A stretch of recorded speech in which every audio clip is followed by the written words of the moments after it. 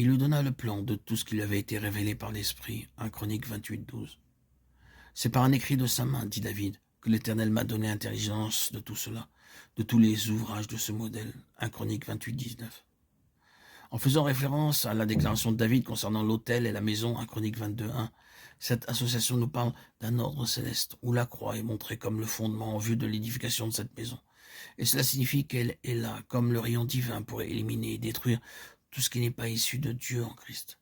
Car rien de ce qui est de l'homme ne pourra entrer dans la constitution de cette maison, mais uniquement ce qui sera en résurrection, c'est-à-dire ce qui est entièrement de Dieu. C'est ce qui est ressuscité en nous qui entre dans la constitution de cette maison, parce que le matériau apporté, cet apport de vie, cette mesure nouvelle de Christ, a été précédé de la mort. Pour qu'il en soit ainsi, il faut que nous exposions jour après jour l'homme naturel à la croix, car il est cette puissance qui retient dans la mort ce qui est de l'homme naturel et fait tarir la source de notre vie propre, afin qu'un jour nous soyons à nos propres yeux comme la verge d'Aaron, un bois mort et desséché. C'est merveilleux quand nos yeux s'ouvrent sur cette grande vérité spirituelle que seul et uniquement ce qui est ressuscité entrera dans la constitution de la maison de Dieu. L'œuvre subjective de la croix ne s'arrêtera pas tant que nous vivrons, et cela pour que la vie de résurrection soit jour après jour notre partage. Mais ce que Dieu nous a donné peut nous être demandé en retour. Isaac était le produit de la puissance de Dieu, et cependant Dieu le demanda en retour à Abraham. La vie dont il nous fait don n'est pas pour notre usage, mais uniquement pour le plaisir, la satisfaction de Dieu. Elle est en nous avec toute la potentialité de sa puissance et la plénitude de la pensée de Dieu pour l'homme.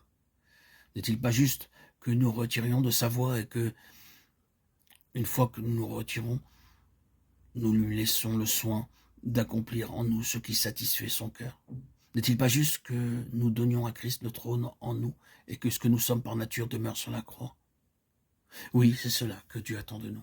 C'est juste cela qu'il désire entendre de nous. Oui, il aime que nous lui disions « Père, ma place est sur la croix et le trône est pour ton Fils bien-aimé ».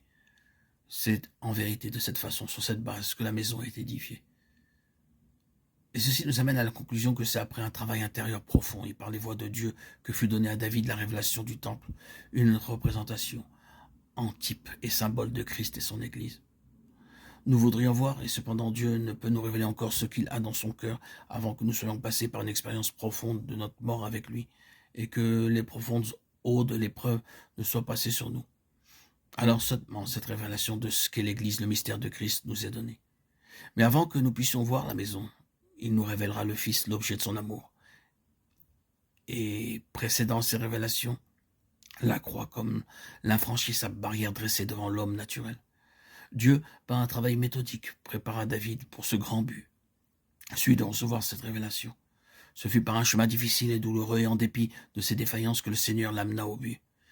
Il le fera pour nous aussi, et bien que nous ne soyons pas appelés aux mêmes responsabilités ni aux mêmes rôles ou fonctions dans le corps, cependant Dieu désire que tous nous assumions notre part à notre place dans sa maison. Il sait et connaît les voies qu'il a choisies pour vous et moi. Il nous appartient de lui permettre de nous conduire en dépit de tout ce qui peut être devant nous. Lui le sait, et cela est bien suffisant. Voire est coûteux, mais c'est infiniment précieux pour lui. Nous ne lui refuserons donc pas ce qu'il demande. Même notre Isaac, afin que son triomphe s'établisse en nous, et que nous soyons avec lui dans les âges à venir. En vérité, nous ne pouvons édifier cette maison sans la révélation, mais uniquement sur la base de ce qui a été vu. Sans révélation, l'homme introduit sa sagesse naturelle, celle de son intelligence, et Dieu ne se trouvera jamais dans une telle œuvre. Il nous laissera et continuera tranquillement son œuvre avec ceux qui auront été incorporés sous sa tutelle. Ceux-là seulement atteindront le but et participeront à la satisfaction de son cœur. Que le Seigneur nous trouve avec lui dans sa maison.